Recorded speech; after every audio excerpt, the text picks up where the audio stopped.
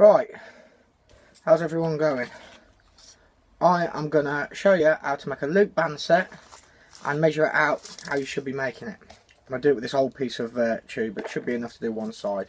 Now to get your draw length, this is how I do it. Hold the tape measure in the hand that I hold my catapult in. Draw back to where I draw, round about there, lock in, and then measure. We're at 33 inches. And what I would do with this tube, I always divide by 6. Some people like to do it more accurately, but for me it's a divide by 6. So 33 divided by 6 equals 5.5. So I need my band sets to be 5.5. Well, obviously you're looping them, so you've got to times that by 2. So 5.5 times 2 is 11. Yeah. Now you're going to need room to tie off. I like to leave an inch each side, so that 11 is becoming 13. Ruler, measure your tube.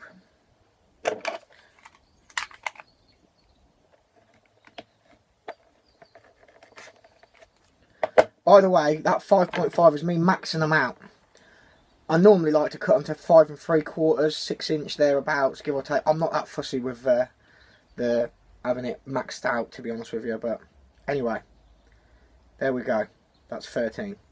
Am I right in saying 13?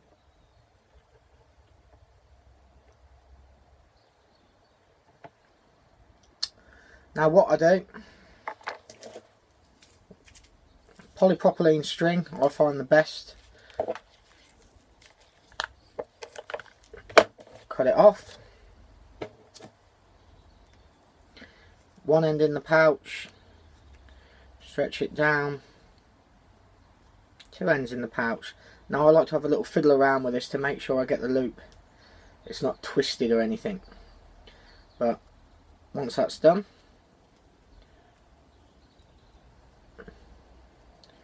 fold over,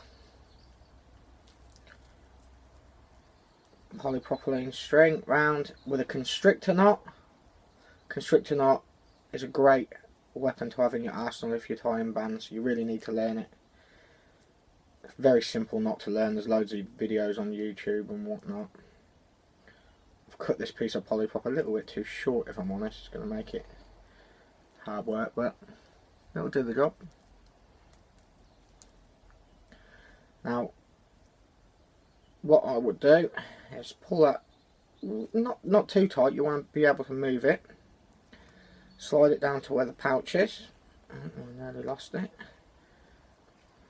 So you've got a loop. And what I would then do, get this loop, fold it like that, and I'd measure. Now currently, from one end to the other was just over 5 inch, so we need it to be a bit longer. So move your knot forward and hold on to your knot though while you're doing this. You don't want anything to slip out.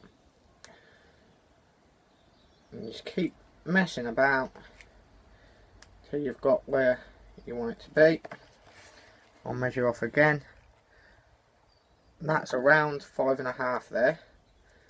And we're going to get a little bit more on this now because I'm going to pull this knot tight. I like the knot to be tight up against the pouch. I don't like big bulky bits here. Plus this polyprop, if you're maxing it out, it will slip back down, which is great because when it slips back down, it adjusts your bands. So if you've got made one loop a bit longer than the other and you're pulling it back, the one that's a little shorter will stretch back and they'll level up. It's like it's a bit complicated to explain, but it's self-leveling in a way. Little tip learnt from Keith Dighton. So now I'll pull a bit tighter, not level, keep checking on the length. Yes, perfect. A bit tighter again. This is personal preference really, what you do here. You know what I mean? You're never going to do it perfect the first time, but it's just practice makes perfect, as they say. Nice and tight. Cut the excess off like that. I then go over it with a lighter, only lightly, just to neaten it up. That's what I like about this polyprop. It's you've got no loose ends.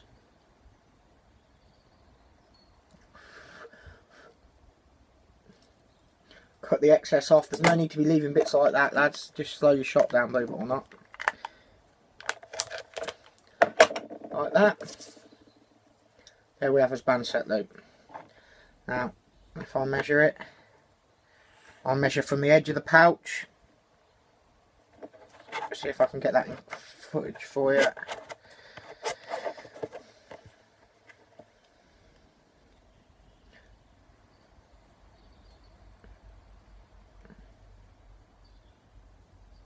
It's going to be upside down, lads, but if you look, there's the 5, it's in between, and this is grouped at the end. I can't do that, it's too awkward, but you'll take my word for it, it's bang on 5.5. There's your loop done. That's the way you measure it, you divide, pretty much everything.